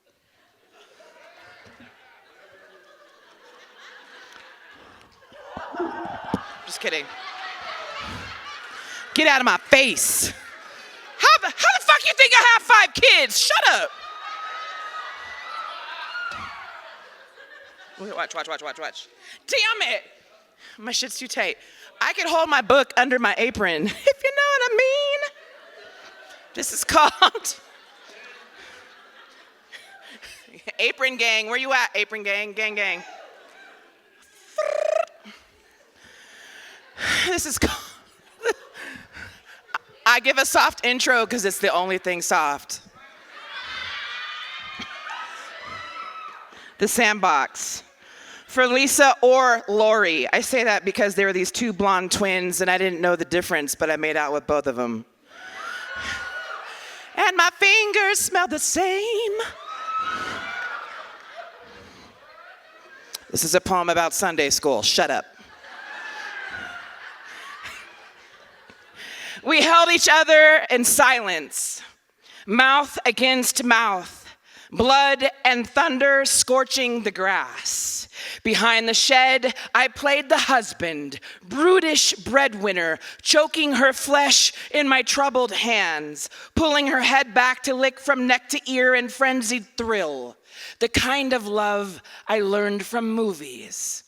At what light swamped the air as I shoved my bald pelvis into hers, blood ripening into wolf brine, burning a girl-shaped hole in the clover. Every afternoon, I became a god reinventing sky, expert forger of the dry hump. I asked, "Who's your daddy?" before that was even a thing. Once the recess bell rang, I released her back into the quiet unwild, to no longer mine, to fat white tubs of minty paste and songs about Jesus. From across the room, I watched my bride make eyes with the real boys and knew I could kill for her. Drill a body down into the earth, boy and the Polaroid, a grisly figurine, the white horse of masculinity bucking wild on the inside. I bit my lip and did as I was told. After school, I wanted to hold her hand. She always wanted a divorce. When the big kids followed me home, calling me lesbo, homo, wetback, faggot, I held my chin out and challenged to fight them all. Every fucking time. Why not? Might as well. We all knew I would never win anything.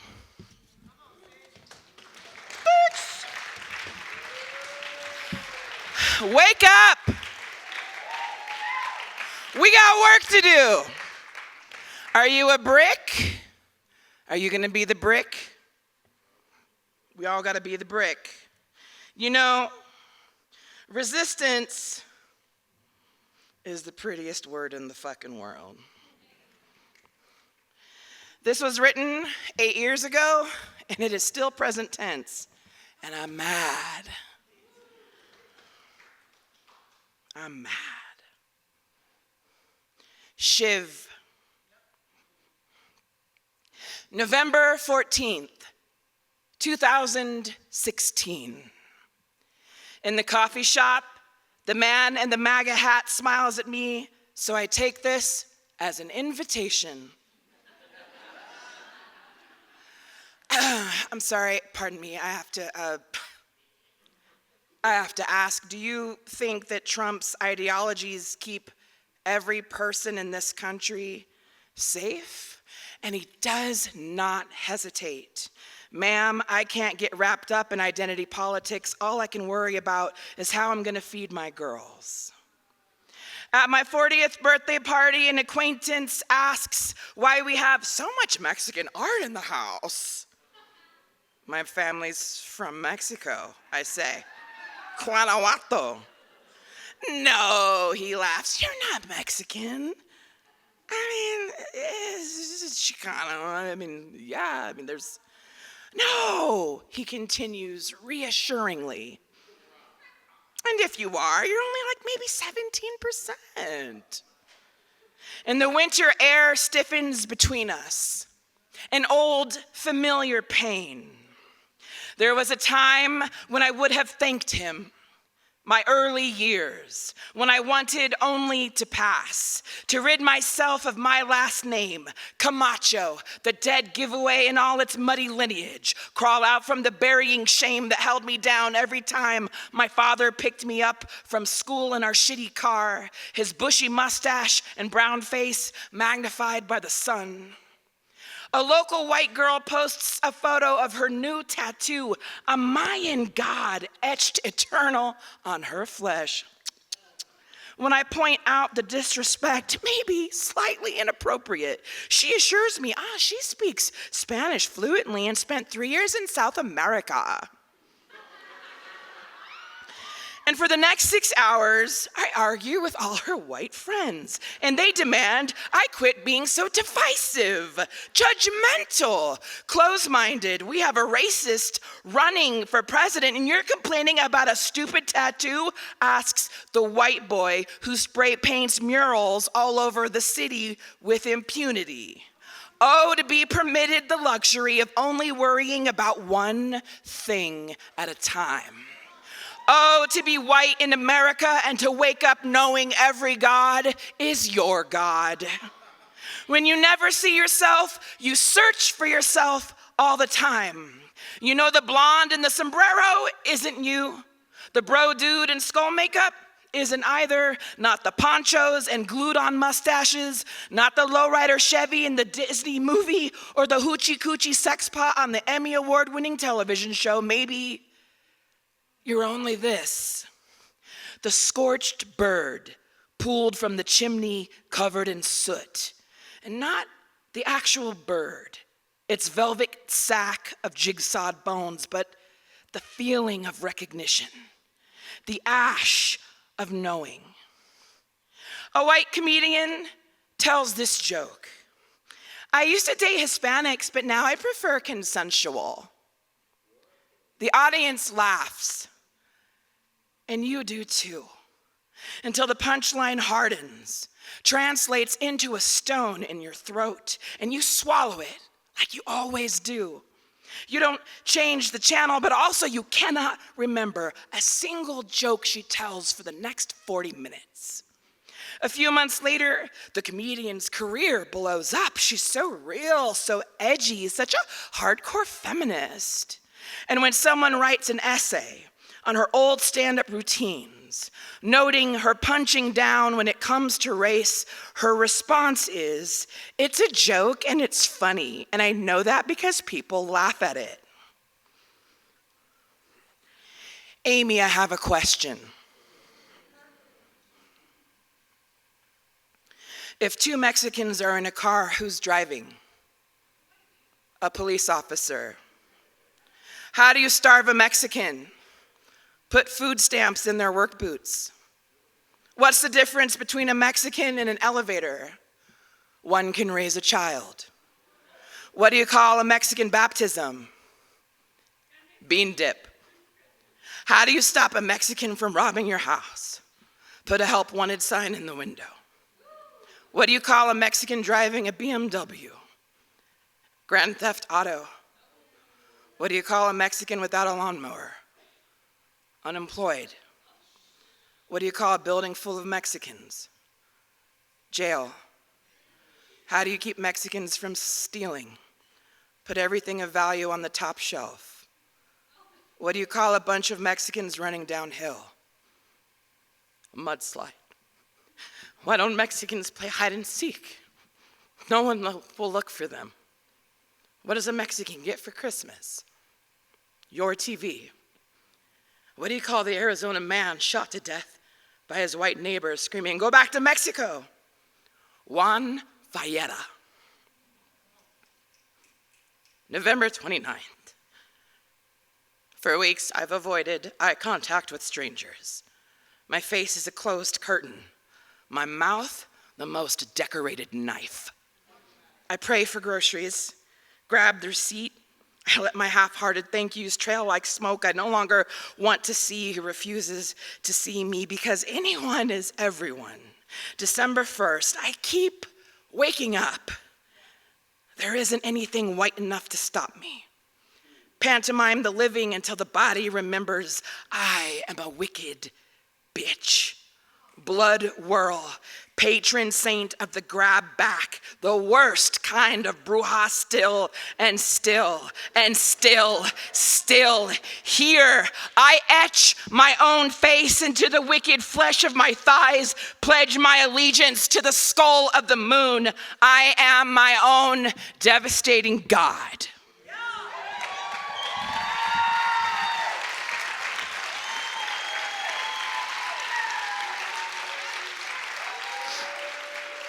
Amy Schumer, that video went viral. Amy Schumer then sent me a $200 check for the writing retreat I hosted. I will beat that bitch to the fucking pulp. And I'll pay her $200 to do it.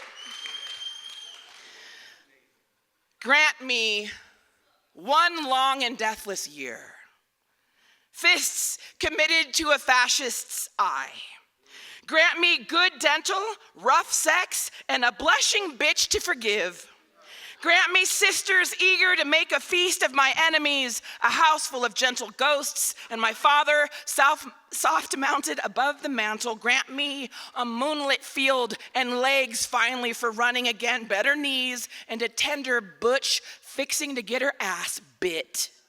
Grant me infinite bees, a living wage. Grant me a painless mammogram, smaller multivitamins, a found clit, a lasting planet, and good dick. Grant me a working dishwasher, 24-hour libraries, some lone shooter with better aim, a table and food for all my kin. All right, last one. If I went too long, don't worry, we're gonna close out with some beautiful, excellent, curated noise. Una oración bruja soliloquy. I arrived one body part at a time. First, the scalloped middle. Blue-roped torso, eyes, nose, and ears, blood-licked, then the blur of this electric mouth and the wet unfolding of my arms, legs, and fists. The last to arrive, of course, was this cauldron of a cunt. The nurses delivered me to my parents on a dinner plate. My father howled, mother thinned down to a milkless shadow. I've always been a God-hammered girl. Dirty as a turnip, I crawled into the blind center of the earth, a worm built to outlast the swallow. When I was young, I kissed the girls too hard, riddled my tongue with the father's profanity. I thought that this was how to become a boy. Bent daughter of a six-fisted man, I wanted the safety of a cock, permission to roar. Dumb as the moon, I knew nothing of this body other than the violence it ignited. How my bones reeked of motor oil, my every opening a socket to blacken each thieving finger. Who would ever choose to be the damaged house? Better to be the demolition gender. Cinder block and dog rotted, I strutted the world, turned the mirrors and swore off every version of myself. And it wasn't until the third time my body was taken from me that I learned how to love it. And now I walk the streets, forcing men into uncomfortable eye contact. You wanna fuck with me? I wanna fuck with you. What greater burden, what more unconquerable revolt is there than that of a resurrected woman? Ripe with vengeance, I termite. Tomorrow, I'll button my blouse with a dozen kitchen knives and cast their dreamless skulls into the cemetery soil, and that's just breakfast. I own my blood.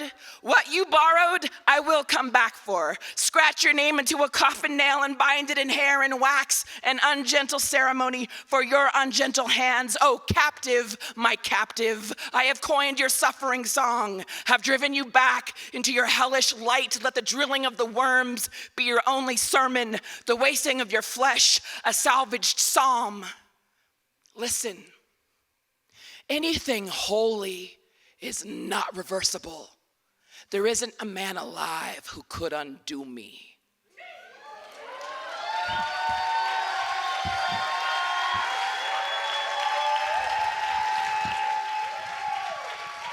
I know Suzi has some books. I want to just thank you all. This is always one of my favorite fucking cities to come to. The way that y'all in Colorado specifically are not just good listeners. I mean, that's what makes a fucking wonderful, magnificent writer. But y'all are really doing powerful fucking work on really powerful soil. And I appreciate that. I want to say this. Everyone deserves a good death. That is a fucking privilege not enough people are getting. I'm so grateful for this night. Please, please respect the dead, protect the fucking living. Long live fucking Gaza, the people of West Bank, the people of Palestine. Look out for Sudan and Congo and everywhere where imperialism and white supremacy is trying to sink its fucking fangs. Resist, be the fucking brick. There will be a holiday built in your name in 30 fucking years. Get fucking filthy and stay fucking angry. Get sharp, people. We are fucking building, but we are rebuilding. I love y'all.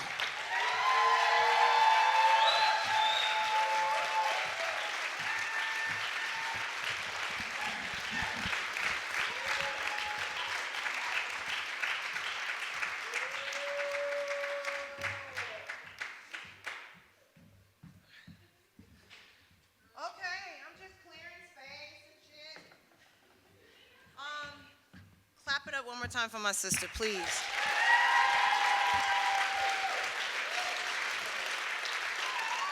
The poet and her poems.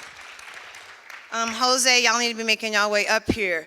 I'm a jazz queen, ladies, singing the moon and cool night air with the stars, chanting mantras like Negro spirituals. They say, I know moon rise. I know star eyes, lay this body down. I walk in the moonlight. I walk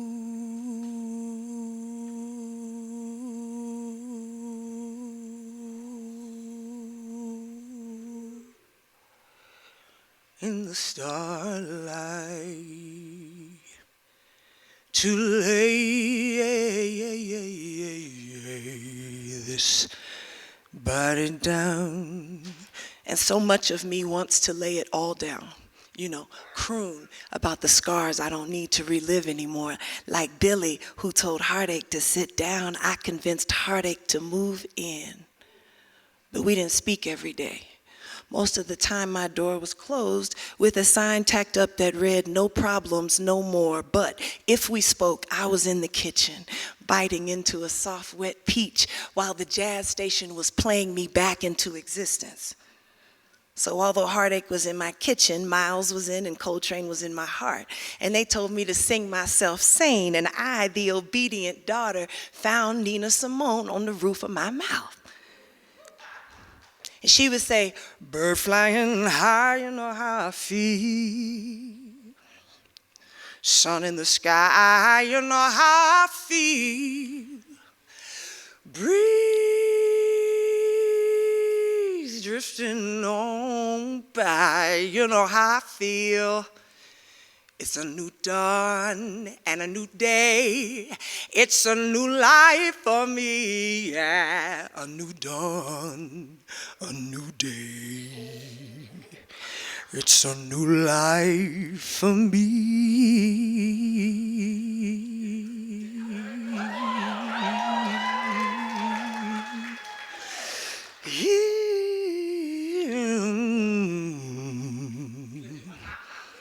And I'm feeling good. Okay. All right. I want to bring up Jozer Guerrero and Co. for an amazing surprise. They surprised me, you know. So please welcome Jozer Guerrero and members of Los Mocochetes, local heroes, and you can switch the screen now. I want to dedicate this show to a few people, because we've all lost somebody, and it's good to be in remembrance.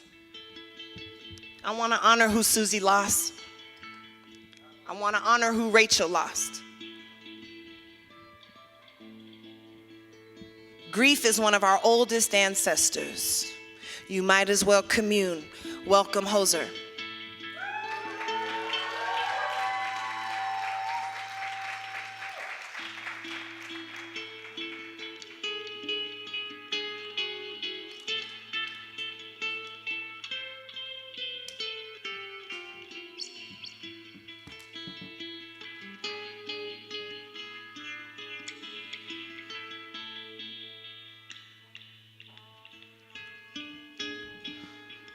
Mi tío Fernando era un vato bien chingón. The baddest motherfucker on the block. He was known for having the hardest jaw in the entire city of Juarez. He thought he was invincible. Convinced he could shake death's hand and get away with it. It didn't take long before the devil snatched him by his nostrils and dragged him into his tomb. So today, I stand at my tío Fernando's funeral.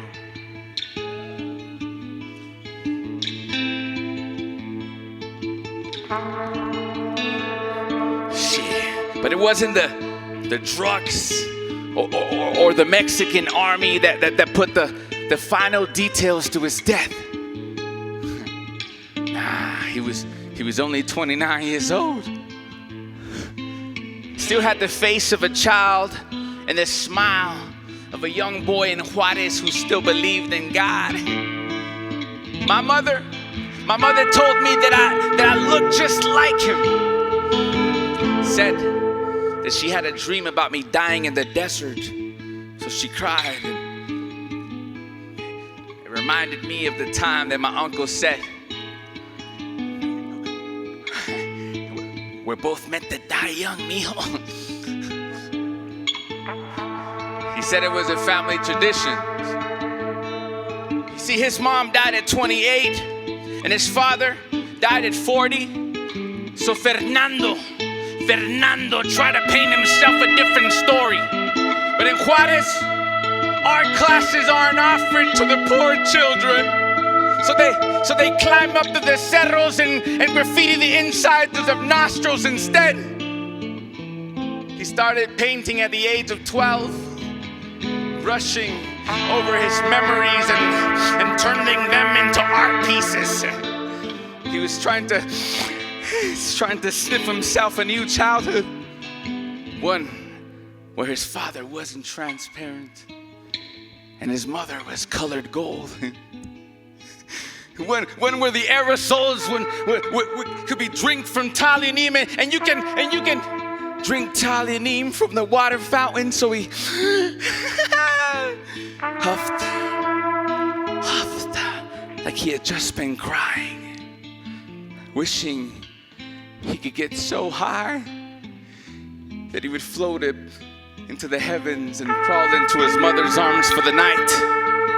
But instead he met the devil, and they danced around the fire for hours.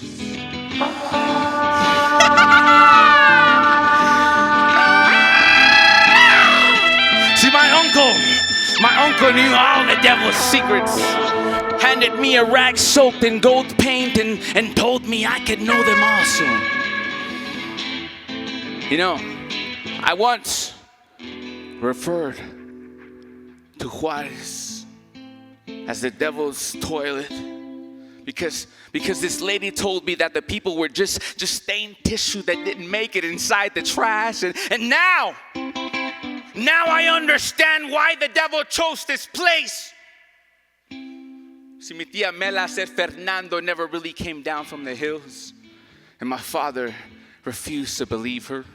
So he tracked him down by following the gold paint trails on the sidewalk. And he finally found him. Scattered on the floor like spilled paint. Paper bags still in hand. Throat full of dry glue. And gold stains around his lips like he had just been making out with the devil. He suffocated like La Llorona's cursed children. Another poor soul swallowed by the dangerous lomas. Another brown child given back to Mother Earth prematurely. Rest in peace, Theo Fernando. You are a walking piece of art who no one ever bothered to paint. But today, we breathe your masterpiece into existence.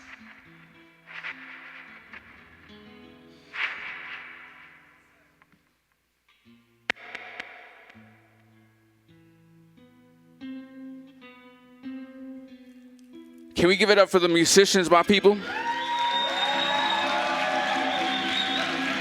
To my left, you're right. My brother Elias Garcia on the guitar and my brother Joshua Trinidad on the trumpet. We got one more piece for y'all. This poem is called 43. And the reason why we wanted to read this is because we saw the pictures as we walked in. First of all, let's make a lot of noise for our mother. I feel like that's what I call her. Give it up for Dom, yo. Dominique Christina. A lot of folks don't know this, but that's how I see her. Before I asked my fiance to marry me, that's who I took her to see. You know what I mean? Not even a lie. That's a fact. In fact, it was the whole Slam Nuba crew. And then they made her sing. It was intense. I was like, damn. But you know, that kind of proves that they was down, you know? If you was down to go through a slam off to hang out with us, then you was in, you know what I'm saying? I grew up with the dopest poets in the entire universe, not just the city, right? I grew up with the best poets in the entire world, and that's a fact. Y'all heard Theo in the house, right? Y'all heard all the homies. This poem goes out to all the mothers who raised us, who made sure that we felt comfortable being poets and comfortable speaking up. All the crazy shit that we experienced. This poem is called 43, and it goes out to all the mothers of the 43 students from Ayotzinapa, but also all the students and all the folks who lost their lives fighting for what they most believed in, which was education and rights. I know half of you folks in here do the same thing. So it's time we rise up, it's time we fight back for what we love, and it's time we put it all on the line. This poem is called 43.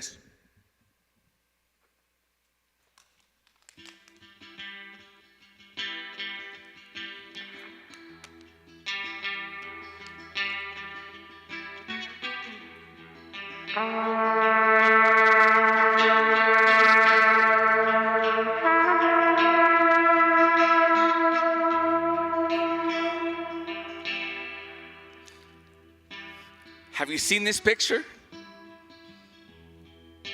Have you seen this picture? In this picture, Jose was only 7.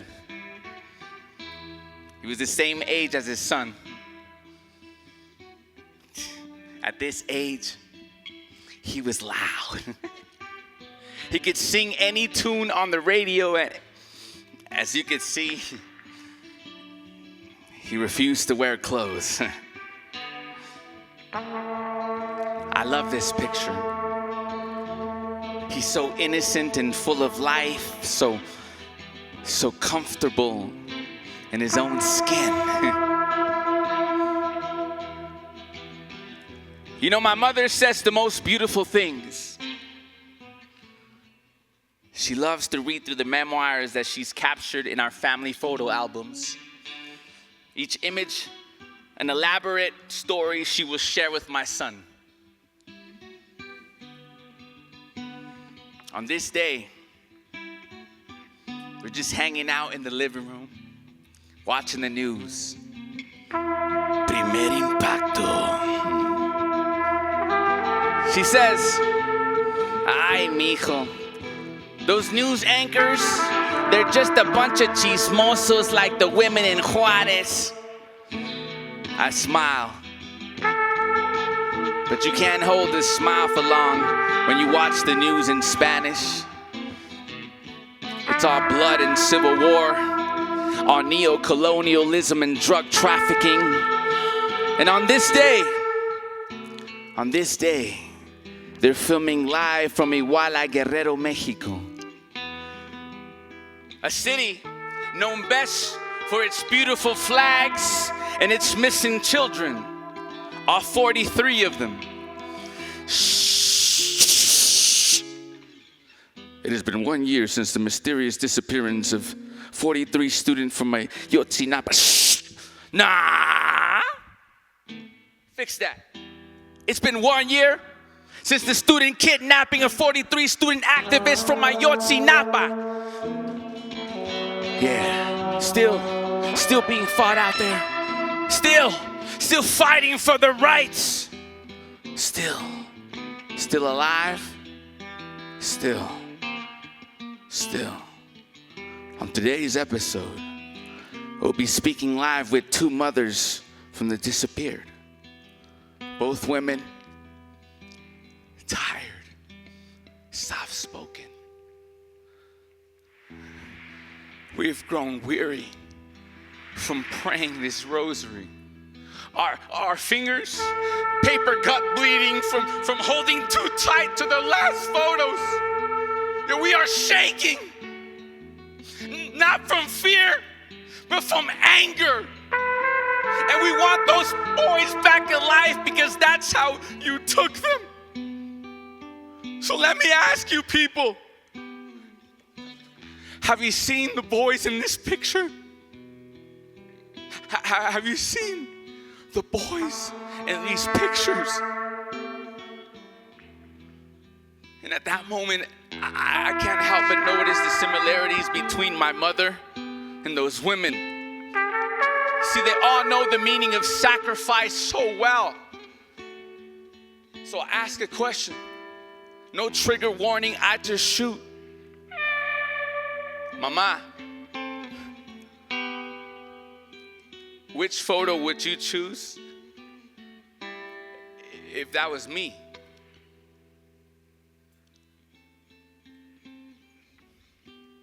And she doesn't answer. The wells building underneath her eyes give me the only answer that I need. See, no mother should ever be burdened to have to choose the last image the world will remember their child by. See, those women, to this day, those women still believe their sons are alive, walking down the streets of Mexico, wailing the names of their vanished sons. They are modern-day Lloronas, holding headshots, full of headshots, and there's blood on that president's hand, but here we stand, telling this story like it's foreign, like our news aren't flooded with shots of brown and black boys being shot. So let me ask you a question. Let me ask you a question. Let me ask all of you a question. Yo, have you seen these pictures? Have you seen these pictures? Have you seen these pictures? If you haven't, all you have to do is open your eyes.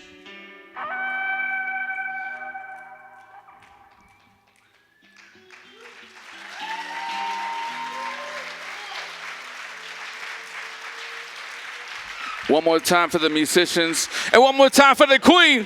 Let's go.